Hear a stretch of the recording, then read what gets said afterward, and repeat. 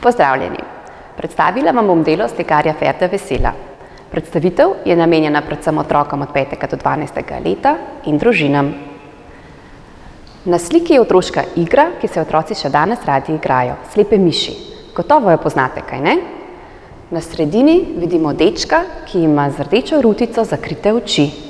Previdno stopa po prostoru in z iztegnjenimi rokami tipa in išče svoje prijatelje.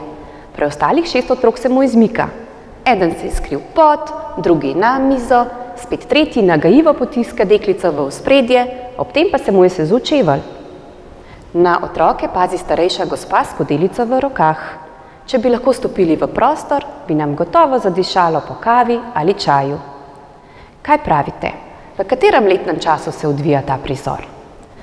Slikar je sodeloval na božičnem natečaju na temo zime, zimskih podob. Kaj pa je na sliki pravzaprav zimskega? Skozi okno prodira bela snežna svetloba, prav takšna, kot se odbija od snežne odeje, ki prekrije ulice in strehe hiš. Kaj mislite, je bil slikar na natečaju uspešen? Odgovor je zelo. Komisija mu je namreč podelila srebrno medaljo. Slika je sicer nastala v Münchnu, torej v Nemčiji, leta 1891.